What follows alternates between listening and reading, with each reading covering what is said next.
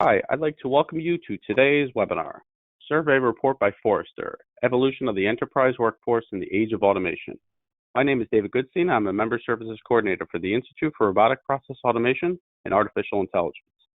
We encourage you to submit your questions to today's speakers. To do so, please click on the questions box, type your question in the space provided, and click on the submit button. Today's webinar will be recorded and will receive a follow-up email with the link to the recorded webinar. It will also be available on our website at erpaai.com. So at this time, I'd like to turn it over to our moderator, Dan Goodstein. Dan?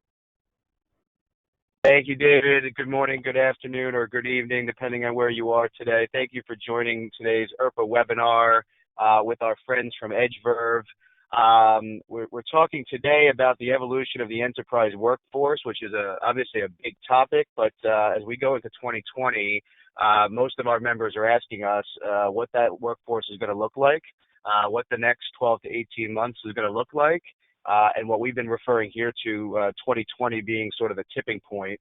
And I know our friends at EdgeVerve and also at Forrester, who you'll hear from today, have some thoughts on that. In fact, Forrester is going to walk us through their recent survey report on just this. So stay tuned, and we'll give you our perspective as to what's on the cusp of happening over the next several months. Before I introduce today's speakers, just a brief overview on ERPA AI in case you've never been to one of our webinars. We are a professional association focused on automation, RPA, intelligent automation, AI, and cognitive fuel technologies. And our primary role is to be a resource for anybody in the space, a forum for education and networking opportunities. So if there's anything that you ever need help with throughout the journey, obviously take a look at our site, but also feel free to reach out to me or anyone on my team. We've got a plethora of resources available to you. So let me introduce today's speakers. As I mentioned, we have Craig Le Clair. Craig's one of the go-to guys in this space from Forrester, and Satish Sudramaya. He's the VP and Global Product Head for Assist Edge. Craig, give us a little bit of background on you for those who haven't heard you so far. Yeah, well, so thank you. Craig Le Clair, and I'm a Vice President, Principal Analyst at Forrester Research, and I cover all things automation, which RPA comes under and is an area of continuing and intense focus. Thank you, Craig. And yeah, looking forward to seeing some of the insights that you guys have prepared. And Satish, how about you? Hi, thanks, Dan. I'm Satish Sitaramaya. I head Assist Edge globally, and I'm Vice President at EdgeVerve.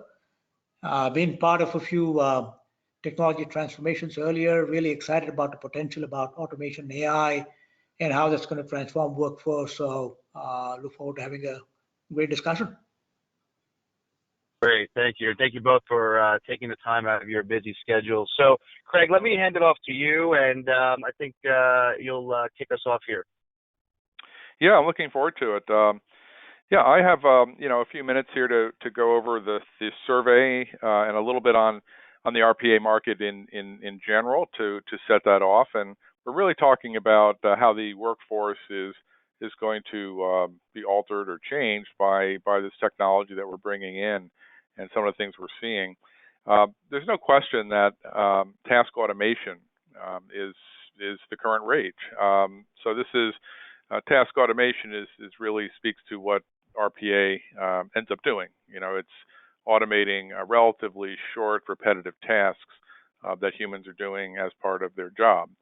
And the ability to find those, install and deploy the RPA bots quickly with a rather immediate and discernible ROI has been a real driver for this market, and the numbers here speak for themselves. The upper bar, the dark green bar, is actually the growth in the services market, which there are probably 1,500 companies now that have a business. Some are pure plays and focused on it completely, but most are services companies with a broad portfolio for which they've added the ability to deploy and manage for customers this type of automation. So you see that growing from today of being about 5.8 billion in services, which is a pretty good number, up to 12 billion in 2023. So what this means is that companies are finding a lot of value in the RPA software, but they need partners. They need services companies, integration, global SIs, that community to help them deploy and make productive the software. The lower green bar is the growth in the software market, which is, EdgeVerve would be a member of the platform software market. So you see that growing very, very healthy. The numbers I like to point to here that are actually more interesting are the service to license ratio, which is a metric that Forrester tracks, and this shows you really how difficult or easy any software is to actually make productive. How much services do you need per dollar of license to make that software productive? And what's interesting about the 3.4121 number that's hovering over the 2019 bar is that that struck me as pretty high for a technology that was in theory non-invasive. That its premise was that you didn't have to change the existing process. You were just trying to find those inefficient human low-value activities and build a bot to automate that. So why is that? Why are the services companies able to find that kind of value in the work they're doing for their customers? And there are a couple reasons that really are a good setup for a lot of the data you're going to see from the report. One is that companies are finding the ability to govern and to manage this technology, requiring them to have slightly different operating models to be able to deal with it. RPA tends to be brought in by the business, so it's more federated than previous technologies. So it puts stress on an organization to be able to manage the innovations coming out of the business. And there's security aspects and things that we'll talk about. But basically, a lot of this services work is not actually deploying the bots. It's putting in governance and operating models, centers of excellence for clients. The other aspect that I'll talk about that comes out with the results that you'll see in the survey is bot maintenance is actually a little higher. The utilization of bots, the difficulty in scaling, all of these things are creating more opportunities for the services companies to really be effective. But that's just a view of the overall market. Where is it being deployed? Well, it's pretty clear from this chart. Finance and accounting is a area that I view it as the initial attack point for the development of the market. There are a lot of what I'll call rule of 5 tasks, which we'll talk about in a second, that exists there. You tend to have older systems, the sort of back office systems that drive your finance and accounting. They don't generate revenue. They're often poorly maintained. They're often older. There are lots of ways that RPA can plug efficiency gaps in that. And these are mostly, if you look at it, business shared services. They're operation areas that every company has, pretty much: procurement, human resources, contact center. What we're expecting to see is the line of business, which you see is only 15%. We expect to see that increasing pretty rapidly over time as companies start to deploy it outside of these business shared services more readily. This is a chart that really shows where the deployments are occurring in the world, and there's really no surprise here. The U.S. market, North America, has 34% of the RPA deployments. This is based on a survey we did, of about 5,000 implementations that were being done by the top 100 service companies that are in the business. You see Europe there, probably a little bit more in India than might expect. That's because there's a lot of managed services business in India, and the tech companies that are doing that are finding pressure from their customers to replace the labor arbitrage, the low value labor, and actually deploy this type of automation to offset that. So you're seeing a real adoption of this type of automation and these tools within those centers. So that's basically a picture of where it's being deployed. Now this rule of 5 is a report that I produced really about 2 years ago, and the reason I did this is because I saw that there was a fair amount of confusion about what RPA was designed to do in the current stage of RPA, and it was being confused or conflicted with other process technologies that were designed with broader ambition, such as business process management, business rules engines, case management. I mean, a lot of those applications, were built to really reform a process, to handle and manage the end-to-end process, to set up a development environment that would allow for continuous improvement, so that you were expecting 3 to 5 iterations to occur as you reform the process. RPA does none of that. so I said, well, how can I characterize simply and get the thought of what RPA was designed to do? How can I get that, have a level of clarity about that? And so this is where the rule of 5 came out. And I said, if your task has less than 5 decisions, the RPA tools were not designed to do decision management. In even the simplest BPM solution, you have a way to see the rules, a way to edit the rules, a way to basically manage the life cycle of those rules. Really sophisticated rules engines have a way to manage 1,000 rules that might be in a claims application in insurance. So a rule might be moving from one cell in an Excel spreadsheet, looking at that value, comparing it to another value, and then opening up another app. That might be a simple rule in RPA context. Keep those number of decisions relatively small. Now, the great talent of RPA is really being able to manipulate applications that are on a desktop, to do it as if a human would, as if human hands were doing it, fingers, keystroke, mouse movements. So it doesn't use APIs. It basically, its talent is that it doesn't need to use APIs. It's manipulating it directly. Now, it's also a bit of a vulnerability for it, because as applications are changed or altered, which they always are, that will affect bot performance in many cases. Now, the platforms are advancing so that they can have better insight into the changes that are occurring at on the applications of the desktop, but at least today, they're very vulnerable, so they break a lot. So you've got to keep the number of applications relatively modest, so 5 applications or less. You don't want a bot that's depending on 30 different applications to be stable in order to operate. And then 500 clicks or less. And this is just says, the simple thing that, you've got to find a repeatable task that has no variation. These bots need to do exactly what they've done in the previous, 18-minute task that they're eradicating, that a human was doing, that they're doing now. So they tend to be small. So you find these 500 clicks, 5 decisions, 5 applications, and you find a task that's in reasonable volume.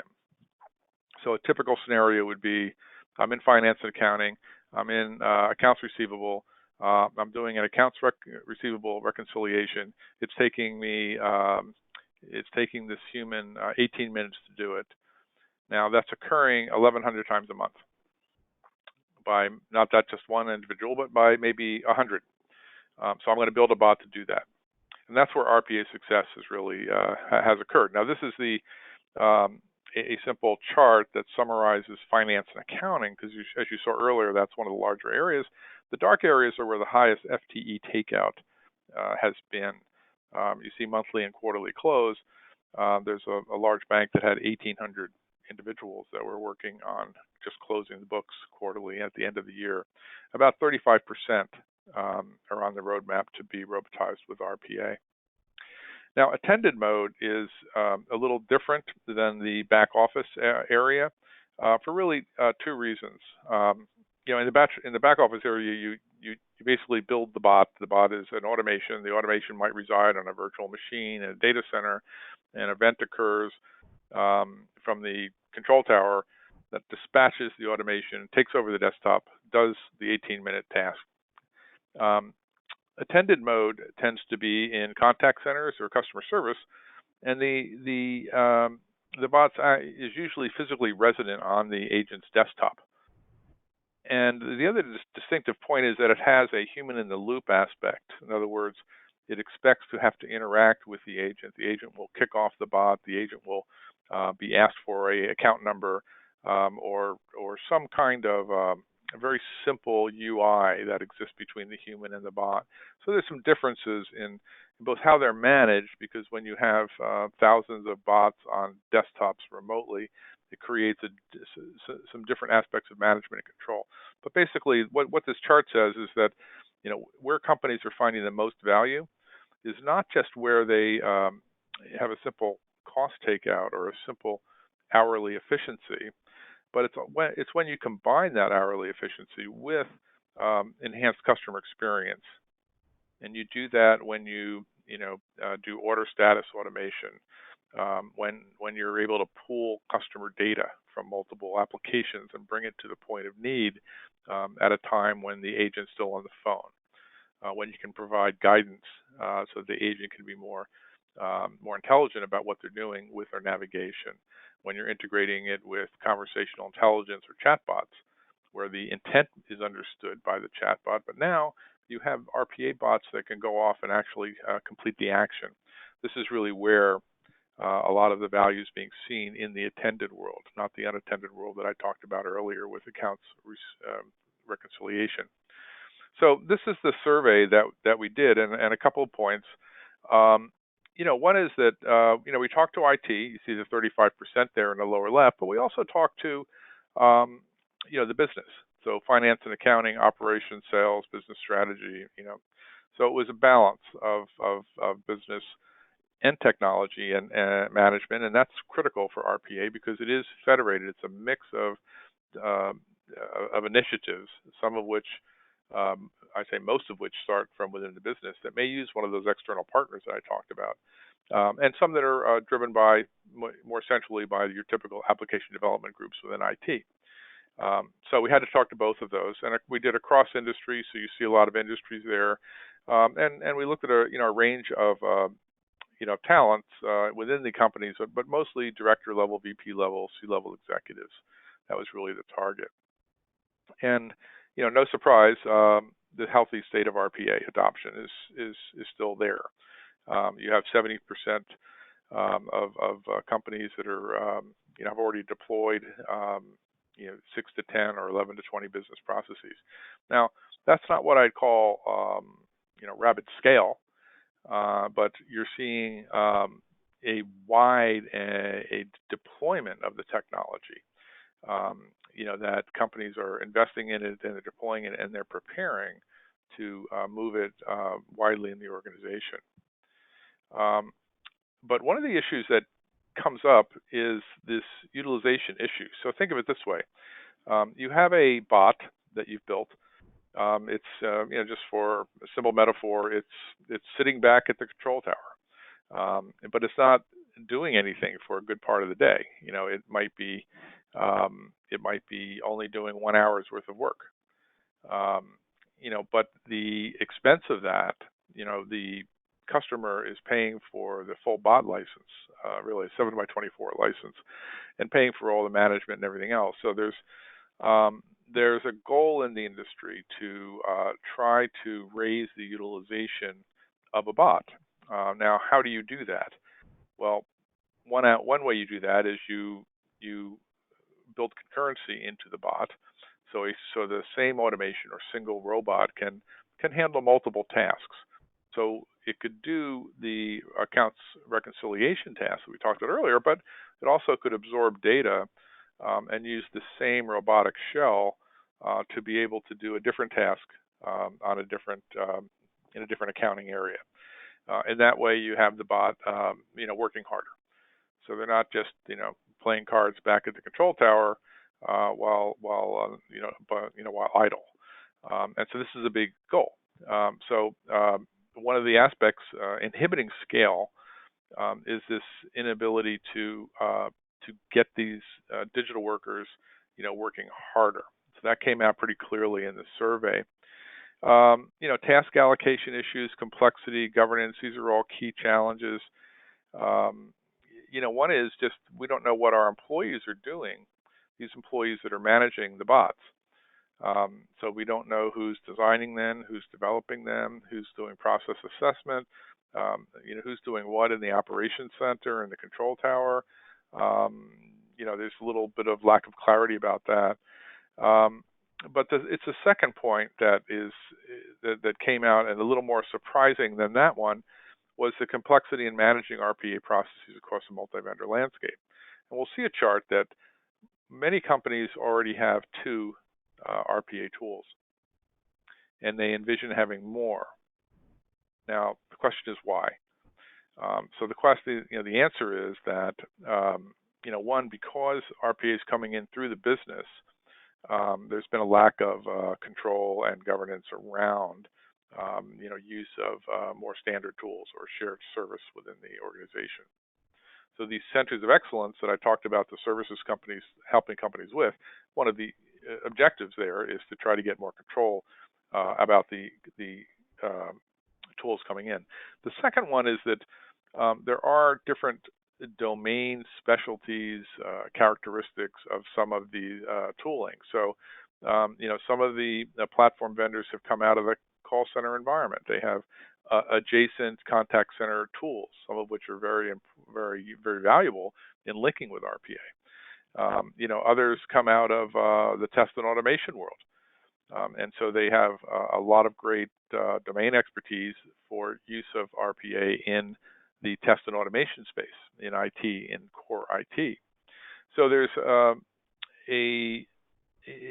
they're essentially domain-specific robots, platforms that build those that are emerging and companies are responding to. They're making a choice between the domain expertise from that provider versus the general capabilities that is potential to be a shared service and work across a number of departments and areas.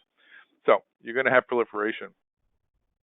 But that's a really big issue, complexity in managing a multi-vendor landscape, because every control tower that you get today from any particular provider, they're very good at managing, and they can get better, but their talent is managing their own bots that are built with their own design studios. And what this says is it would be nice to have a single control tower that could have events and access and schedule and manage alien bots.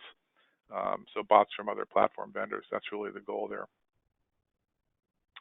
And, security, control, bot maintenance, these are the key issues. We've talked about some of those. The unreliable human control and operation of RPA robots, security issues. These bots have human credentials, and they're operating in your most trusted application areas. You have to have accountability for those credentials. You have to have them in a secure vault. You have to have ways to provision them securely. You have to have encryption. You have to, just have the credentials assigned at the time the bot is being pushed into action, and do that in a very secure way. There are lots of nuances around security and management that we're still figuring out. And the maintenance of bots came up pretty high at 47%. We talked about that. The design environments need to get better. I mean, these design environments have not had the really decades of improvement that some of your basic BPM platforms have had. So they're a little bit, they're a little bit more crude than than some of the more sophisticated design services that you get with other process capabilities. So there's development there that needs to occur. And universally, the issue of scale is probably the number one talking point. And what you're seeing is, according to this chart, that some 50% of companies, and these are companies that have some maturity in RPA deployment, so they're not newbies, they have less than 10 bots that are in production. Now, you do have some evidence of scale. You have 1.62% that have 500 bots or more. But the majority are still struggling with how do I get a larger digital workforce. And we've talked about some of the headwinds. We talked about bot maintenance. We talked about security issues. We talked about not having an operating center or a center of excellence to really, drive a more holistic view of how to use the technology. This is the data that talks to the multi-vendor environment that already exists. Only 15% today work with only one RPA vendor. So 23% work with 2 to 3 RPA vendors. That's today. The blue line is what's going to, how do the respondents see this being in 3 years? So in 3 years, 32% of companies will probably have between 2 and 3, and some will have 5 if you go to the next bar. 37% in 3 years will have 3 to 5 RPA vendors. So this notion of having a central orchestration or control capability that can manage maybe not every aspect, but at least some very important aspects of alien RPA bots is definitely going to gather steam. I think that companies now are really trying to scale with that first platform or that second platform. But in a year and 2 years, we're going to see the multi-vendor management really occur, and we're going to see this issues with the islands of automation. This is an idea that you have you're bringing in these different RPA tools. Each one becomes its own little island of automation, but you also have conversational intelligence or chatbots being brought in. Some for employee-facing applications, say in HR or in IT service management, and some that are talking to customers in the contact center. These are all probably based on similar natural language processing capabilities and workflow orchestration for the conversation. There's very little, global view of the different automation capabilities and how they're being viewed and brought into the organization. So you're going to get these islands, and over time, the need to really apply AI and advanced automation to a use case is going to be, how do I bring together the conversational intelligence with the RPA bots, with the text analytics needed to look at emails that will then create a conversation. It's going to be, how do I link these together? How do I orchestrate these? And if you have these desperate islands, it's going to be more and more difficult. So a central system for bot management is a must-have, very important for 74% of respondents. That's that middle or the second horizontal bar there. Many see that a central system for managing the bot and looking at life cycle management of the bot. When was the bot developed? When was the bot put into production? Who's training the bot? Who's accountable for the credentials of the bot? When is the bot terminated? This is the life cycle of the bot. And the control and aspect of that across alien bots is going to be very, very important over time. Management and governance issues, what this says essentially is that the governance issue is more organizational than it is platform. So they were asked should I prioritize RPA platforms that have strong governance? That was second to, do I need a consolidated RPA competency into a center of excellence? So basically what's saying is that, you can have improvements in the platform for governance, but really if I don't organize internally to look broadly at automation, then it doesn't. The platform's not going to matter that much. And this is just from a report we just did on automation. We're calling strike teams as opposed to centers of excellence because we wanted to have a flavor of agility and federation or distribution decentralization. So we thought the looser term strike team was more important. But essentially, this is your center of excellence for automation. You have the strike team, which strategy and planning, and you look at the blow up of their functions. They're evangelists. They create the control framework or the guardrails for bringing an automation design in the business into production. They have a design check list for design authority. Is this RPA? Is this BPM? Is this something else? Architectural decisions. Jumpstart projects. That's the biggest one. Here's the templates. Here's the coding standards. Here's a license for the design. I'm going to get you, the business, you, the domain expert on the top I'm going to get you started and get you productive as soon as I can.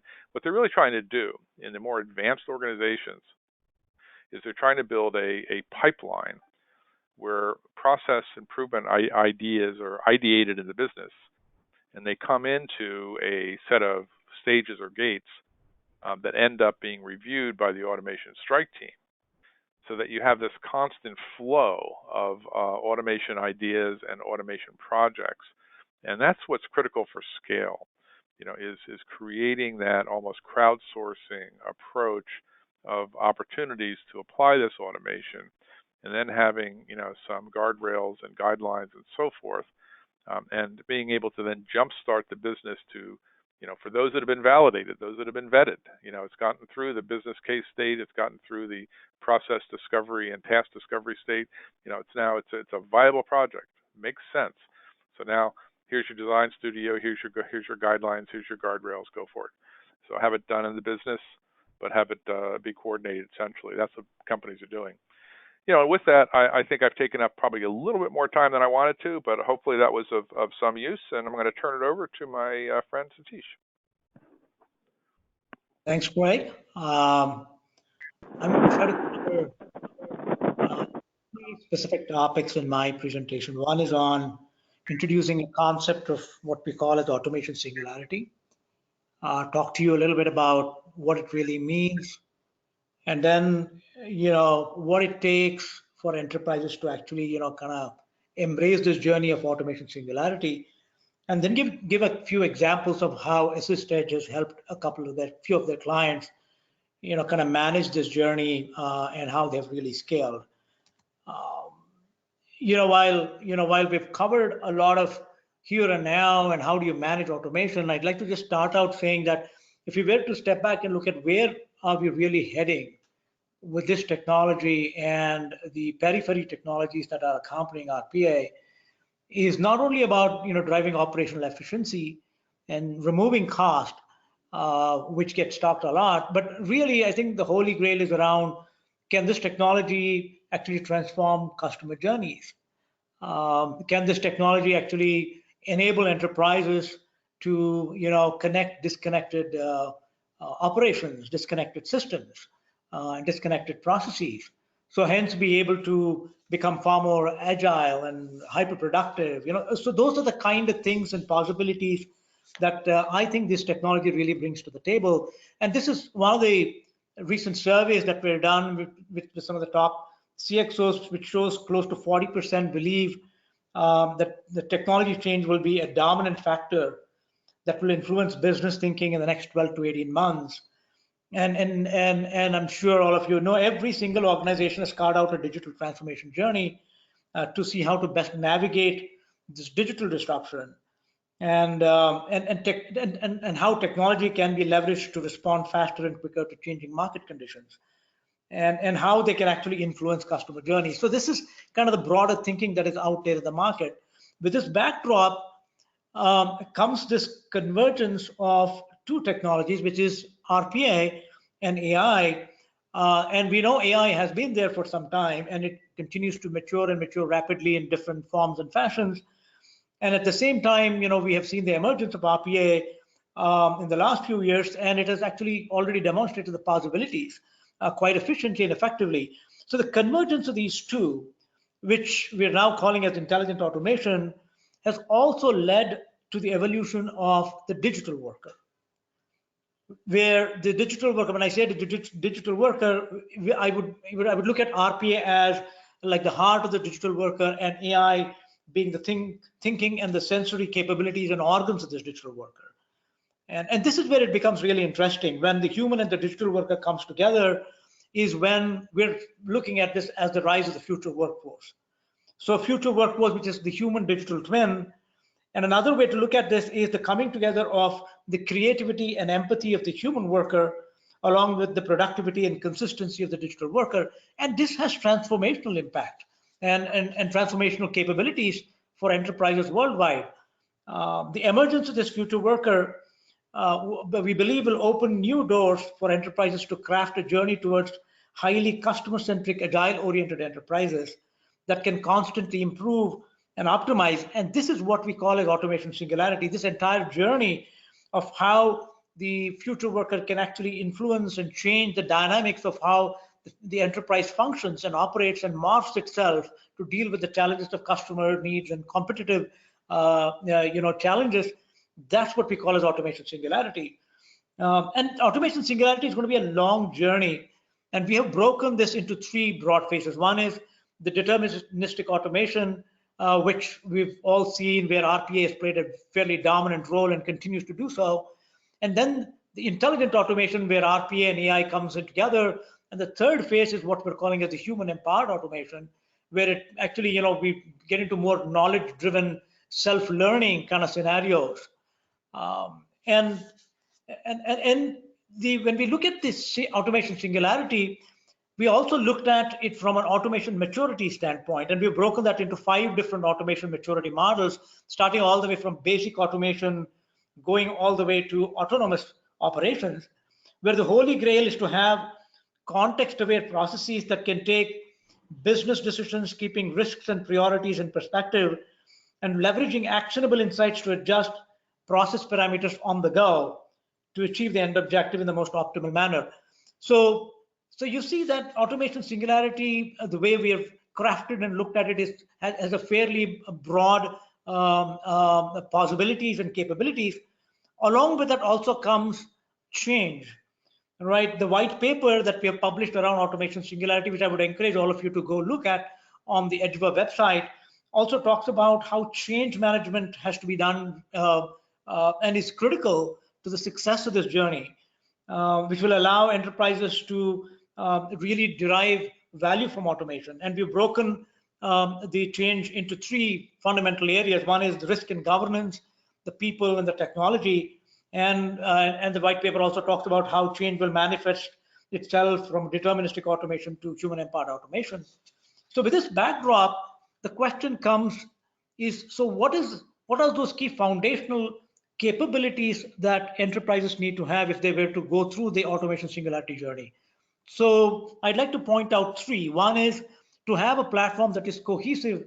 And when I say cohesive, something that brings together and allows enterprises to embrace different kinds of automation along with AI capabilities.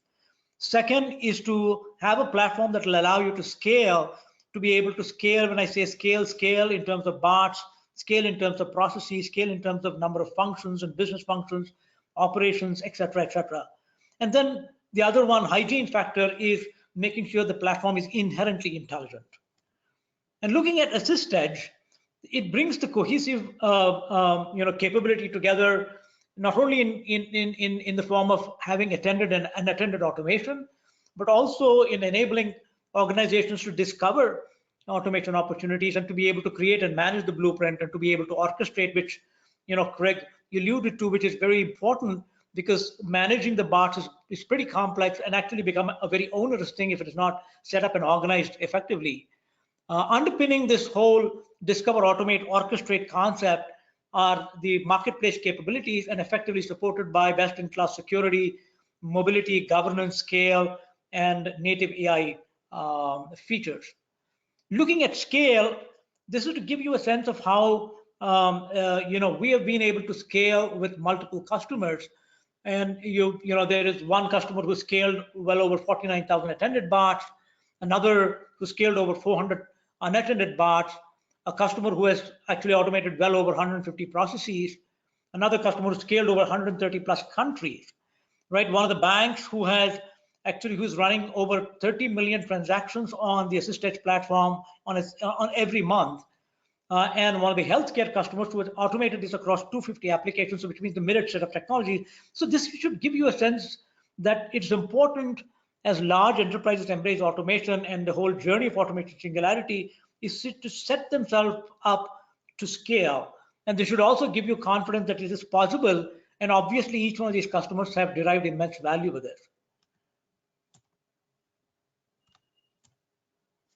it. Talking about intelligence, the recent release of Assist Edge, which is the 18.0 version, actually is embedded with the cognitive capability, which is called as ALB.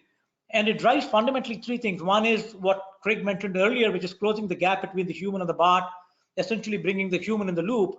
And secondly is allowing the bots to learn in the process. The second part of it is to deliver cognitive services from the cloud, bringing ease of implementation and manageability of AI capabilities. And thirdly is to leverage AI to drive superior bot management capabilities and bot-driven insights. This is an example of a client who actually has leveraged this cohesive capability. This is a US telco who started from attended bots and has now moved into the unattended bots relatively with ease, and is now embracing the orchestrate capability. And there is another healthcare provider who started from the unattended automation side and has moved into the attended, and is now leveraging the discover capability of Assisted. So it is important to set oneself up to navigate between these different kinds of automations, and also to have a platform that will allow you to discover the processes, understand the processes, take the insights and nuances of that, and leverage that in your automation. This is another client, which is a leading shipping company in the world, who has scaled tremendously in terms of not only in terms of number of bots, this is number of bots running on a single process. And this is one of their core booking process that they leveraged, where they have seen significant benefits in terms of not only reducing their response time, and also in terms of improving their customer service request productivity by 53%. So it's a good example of delivering not only operational benefits, but also influencing customer journeys. So the net of it, before I hand back to Dan, is I would encourage all of you to look at this capability of RPA and AI, which is the intelligent automation, as a new way to craft customer journeys. Look at it as a new capability being introduced into the enterprise, which needs to be built and to scale and managed for scale. With that, Dan, let me hand this back to you. Thank you, Satish. That was very insightful. Thank you, Craig. So I have a lot of questions here for you guys. Satish, I'll give you a break and maybe ask the first one to Craig here, but really good stuff. I think always a good session leads to a lot of good questions. So I know I have a bunch here for you both. So my first question, Craig, for you is, you referred to the islands of automation. We refer to it here as random acts of automation, right? But we see the same thing amongst our members. But I'm curious, you had that slide about multiple vendor governance.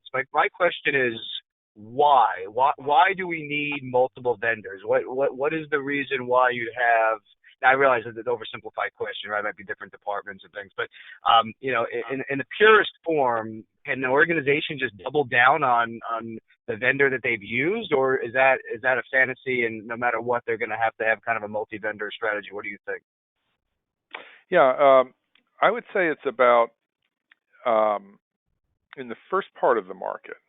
I'd say it's about half and half. One half being accidental, decentralized sourcing of tools. So a business goes out, an operations area of a business, sourcing and procurement goes out. They talk to a global integration partner they've had for years. They come in and they pitch RPA. They identify some tasks that they could get an immediate ROI. They say, yeah, this is good. We'll go do this. So there, boom, we have one tool in. All right. So there's this sort of decentralized way, this sort of bottoms-up way that RPA is being sold. So that's part of it. The other part is just there are domain distinctions among the platforms. Some come out of a strong, Oracle and SAP environment. They have, pre-packaged bots in certain areas there that might be very usable right away.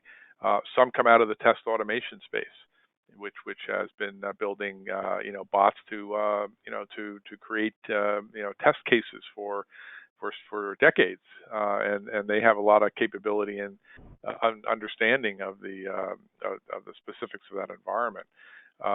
some in the contact center. I mean, EdgeVerve is a classic example. They have a lot of tools in the broader EdgeVerve software area that are very used quite extensively in contact centers. So they have expertise there. So it's a little bit of the randomness of the way it's been adopted, and two, this sort of basically fit to purpose and domain knowledge has value. Now, and I'll stop here in a second. The question is, how is the market going to mature? And I think you're going to see more and more specialization, more and more domain-specific robots. If you look at what's going on in these robot marketplaces that are evolving, you have different integrators that are putting, their robot for invoice processing, their robot for X, and that's how they're going to lead. And I think that's, I think companies are going to end up with lots of different robots to manage. So that's where the multi-vendor environment comes in. And I loved, Craig, I loved your rule of fives. I thought that was very interesting. But knowing that, I think you said it's maybe a couple years old. Do you see that changing in the next year or two? Is it going to become the rule of tens or the rule of twos? Which way do you see it going? Well, that's the whole trend towards what we have some reports coming out on the intelligent process automation concept, which is, was coined by IEEE a couple of years ago. And I think it's gaining traction. What that means is just RPA plus, to us what it means, RPA plus the pragmatic aspects of AI. Text analytics, conversational intelligence, those that you can see and feel the ROI when connected to RPA. And so RPA is moving towards being more transformational, which is good. Bad news is it's going to take longer sales cycles, longer deployments, more thoughtful deployments, more actually altering the process. So this whole concept of rule of five starts to morph away as you start to think of how can I tag a set of digital workers to what's going on with this conversational intelligence stack that I have, and so all of a sudden you're creating a new more transformational process, but it's going to take you a little longer. So rule of five, and I didn't show that chart in this, but that's stage one of the RPA market. Stage two moves into the first part of the IPA, which is dealing with unstructured content, text analytics, combining that with RPA, and then phase three is really moving to the linkage with more intelligent components for machine learning, for decision management, and other more intelligent components. That's clearly where RPA has to go, and I think it will go. Yeah. Oh, great. Thank you. So, Satish, you said something that kind of blew me away, to be honest with you. Craig had a stat before that I think it was 71% of organizations have less than 50 bots. And then you got up there and said you have a customer with 49,000 bots in production. Why is there such a gap between the marketplace and where obviously the capabilities are? What you guys are doing, is it something you guys are doing differently, or where do you see the gap? Well, excellent question. I think even within the portfolio of customers that we have, there are customers who are in that 20 or less, and some in the higher end. Having said that, see, the customers who have actually done well have set themselves up both from a sponsorship standpoint and also from a governance standpoint, along with obviously aided with the right platform and tools that will allow them to scale. So the key is coming up with a funnel of opportunities which consistently fuel the adoption of automation across the enterprise. So having that funnel and fueling that funnel is extremely critical, and also to be able to demonstrate value as you go through this journey. So there are certain areas which are very straightforward, which finance and accounting, as Craig mentioned earlier, and there are certain other not so obvious areas which are very specific to those customers, which they have to probably dig deeper. I think they need to pick a balance between proven things that have been done elsewhere and something very specific to their own enterprise, and come up with those opportunities and crack them in the early days while they build the funnel. So I would say that setting up with the right kind of governance, along with the right kind of sponsorship, with a good scalable platform, and obviously a guidance from the right service provider, I think one can scale, because we've seen multiple customers scale, and there are numerous customers who have realized benefit from this technology. But it has not come easy. I want to say that it has its, people, you have to be at it, as Craig said, but for sure there is value out of this, and it's once you cross the threshold, it's the sky's the limit on this one. Yeah, yeah, and you talked about a bunch in your presentation, Satish, about kind of going beyond RPA, right? So what are some of the future capabilities enterprises should build on? Be specific. Are there particular things that you see as major levers from a capability standpoint? From a technology standpoint, I'll talk about technology on the other side as well. One, from a technology standpoint, I think, as Craig put it, as pragmatic AI, or AI that which actually can be leveraged. So if you were to look, and all things to do with documents, right? It is OCR. I think it's extremely critical and plays a role in the context of automating many processes. Similarly, vision is another capability that will be very essential as one embraces intelligent automation.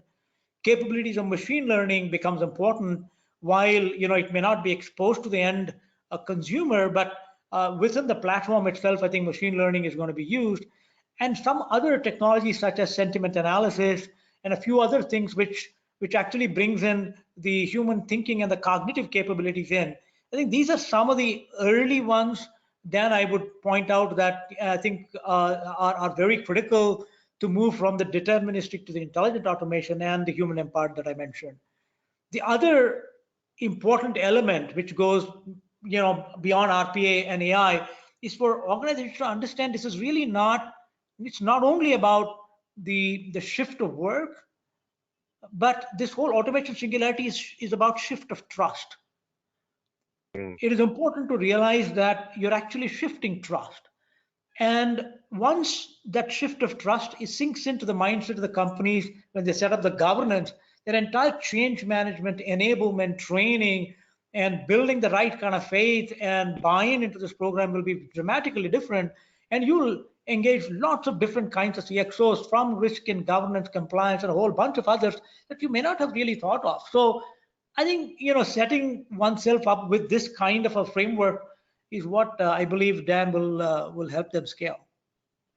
Oh, thank you, Satish. So I know we're just about at the top of the hour here. I want to see if I can squeeze one more question in for each of you. Craig, first one is for you, or the last one for you is around change management. I think you mentioned before that the biggest challenge to real scale is organizational issues, right? So what are some of the best ways to manage that change? Are there any strategies you would recommend based on your research? Yeah, I mean, one of the big things about this technology affects certain work personas in an organization more than others. So we have a 12 persona framework for the future of work, and cubicle workers, which are 21 million jobs fall into that in the U.S. alone. Coordinators, and the lowest levels of knowledge workers, which we call function-specific knowledge workers, who are really going to be affected. Their jobs are going to be transformed. There are going to be automation deficits. New jobs created, but in the main, it's going to be job displacement. So you have significant challenges both in attitude of employees, being straightforward with how it's going to affect them, training them on how to challenge the automations that are coming in at the right time, not just accept it. So you need, what we recommend is that you develop change management programs, new education that deals with work certifications, and you do them by a persona basis so that you're able to target them at groups of workers that we've developed this model for, that will be benefited, that where automation will progress and affect them in a similar way. And companies that really have to own the future of work. They have to view their knowledge of where work is going as a core competency. And part of that is the automation centers, which are trying to scale and all that. But there's a human view that has to be part of that and involve different stakeholders. Oh, great. And actually, that's a great segue to my question for you, Satish, around stakeholders. So if you're listening to this webinar right now, and you're maybe in the business side, beyond kind of CIOs and CTOs, what's your advice, Satish, as far as business leaders, enterprise leaders who are wanting to become more involved in automation within the enterprise? Yeah, I think Dan, I alluded to this earlier, and scale and value really comes from the business side. So I think it's important for this program to be sponsored, run, and owned from the business. But every single instance where I can think of where AssistEdge has been very successful in scale have been sponsored by the business, and that includes, it could be a CFO who happened to start from from their own direct functions and line of business and then slowly scale to other areas. Or it could be the COO who's taken ownership of this thing, or the chief digital officer. So you do see that the ownership and sponsorship of this comes from business. So that's very critical. While having said that, the CIO and CTO are so important, because at the end of the day, this technology has to be deployed pervasively across the enterprise and managed seamlessly, and that is a CIO, CTO. So I think business sponsorship is critical from a value standpoint, but CIO, CTO is extremely critical from manageability and to ensure that you actually have a reliable infrastructure to derive consistent value on this. Great. Thank you. Well, that's about all the time we have. I want to thank everyone for joining today's session. If you have any questions that weren't answered, please reach out to us, and we'll make sure to get you an answer from one of our panelists today. But in the meantime, Craig, Satish, thank you so much for your time and sharing your insights. And thanks again to EdgeVerve for supporting this and many activities we do throughout the year. Thanks, everybody. Have a great day.